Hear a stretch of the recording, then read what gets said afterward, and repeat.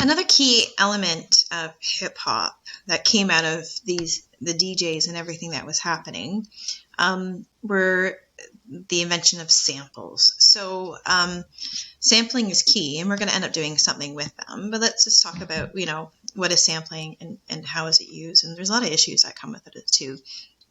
So sampling is when you reuse a portion or all of a recording in another recording. So the foundation of hip hop is actually in this, when you're using drum beats sampled from somewhere else, and you're rapping over top of them. So in the beginning, a lot of records were actually designed in a particular way.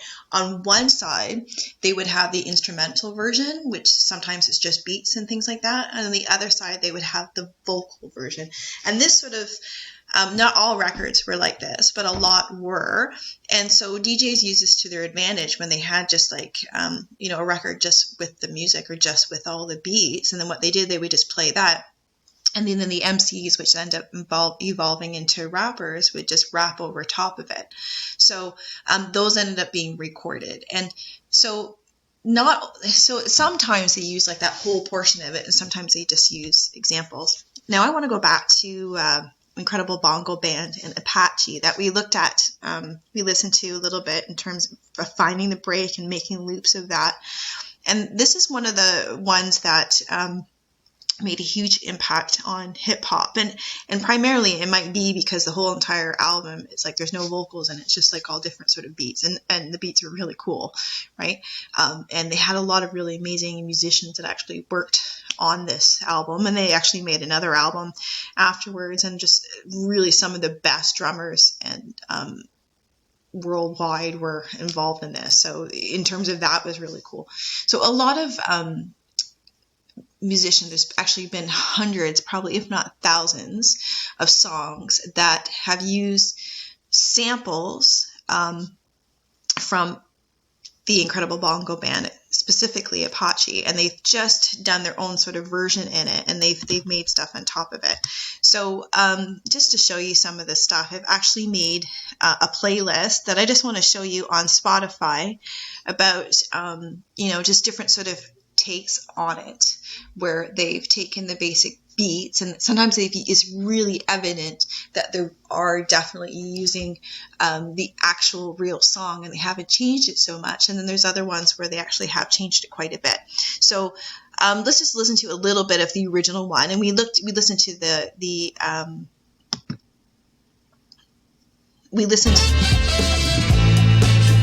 break of it.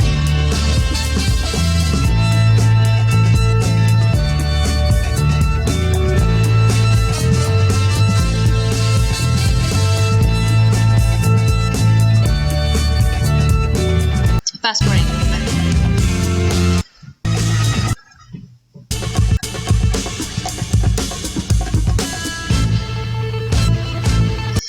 But you probably are really familiar with that break part and the drum beat.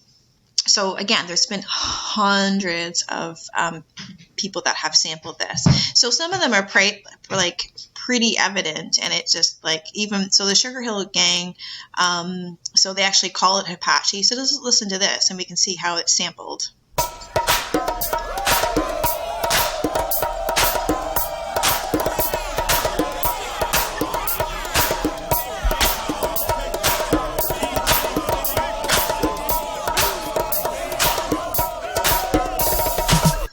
So they're going to start like rapping and everything on top of it, but it's no mistaking that they've taken it directly from the Incredible Bongo Band. I don't know if you know the songs, Things That Make You Go, CNC Music Factory. Try and hear if you can listen for that bongo to the beat.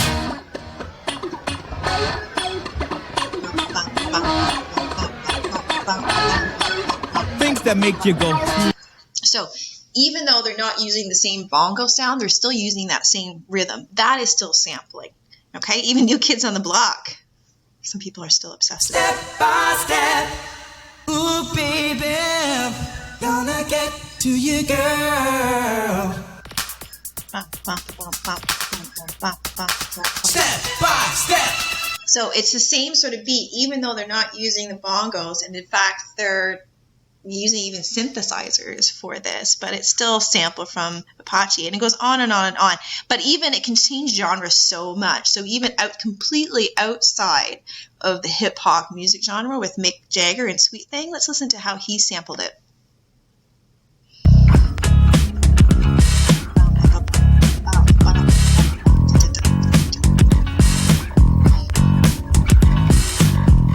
Okay, totally slowed it down. Different instruments, but still sampling the Incredible Bongo Band. So there's tons and tons of songs that are sampled and reused over and over again. And so often, like especially hearing some of the music now, his people are like, oh, that's so cool. And I think, oh my gosh, because I know some of the songs from the 70s and the 80s, I can totally tell you that's not an original song. All they've done is they've just changed the lyrics on it, but that's totally not their song. It's not their original song. So, but this was the foundation of what hip hop was. So for a while that this was okay. It was sampling was such a huge part of hip hop, and there was no consequence. But it started to become a problem when we think about, are you stealing or borrowing other people's ideas? Or is this original? Is this even yours? Because these rappers weren't necessarily making the beats. The DJs, even though they were looping and changing and adding scratching to it and adding all these different effects to it, they still were essentially using stuff from the original artist. So this only became a big problem when hip hop started making money, right? When the music industry got involved. And gosh, there's huge arguments on like the copyright and things like that. But just to give you an example, the Incredible Bongo Band used a tons of different sort of musicians on their records. They were paid for the time for being on the record. But when some of these companies started suing, some of these big music companies started suing these artists that are sampling their songs without their permission. It's not necessarily that some of these, musicians that were actually on the record that were part of the Incredible Bongo Band saw assent. It's the big music corporations that actually got the money. So potentially what the laws are now is that you can sample all or part of a song, but you have to have the permission from the record company, from the people that originally made it. And quite often you have to pay ahead of time the rights to use that. So you've got to know that potentially, like if you're going to pay that money, is it going to be worth it? The other part of it is if you just go ahead and use it without their permission, then you can be sued and end up, paying a lot more money than you ever made, from this.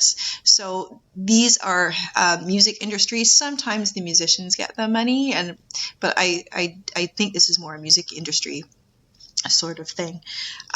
What the goal is now because sampling is still used all the time, is that when you have a sample, you can play it backwards, you can add stuff in it, you can distort it so much that it ends up not necessarily, you're still using it as a sample, but you want to make it so unrecognizable that you don't get caught using it. And that's sort of like what the goal is, and you gotta hope that you're really good at it. And that's sort of what they're striving for now. And actually what's really funny is as I'm recording this videos, I didn't even think that, of course, when I'm making the videos and I'm demonstrating UDJ, is that I'm using audio, and as soon as I uploaded the videos, there's copyright violations from that they noticed like within seconds of me uploading the videos, because there's samples of audio in my demonstration. So they're on it, and but again, that's a whole interesting thing.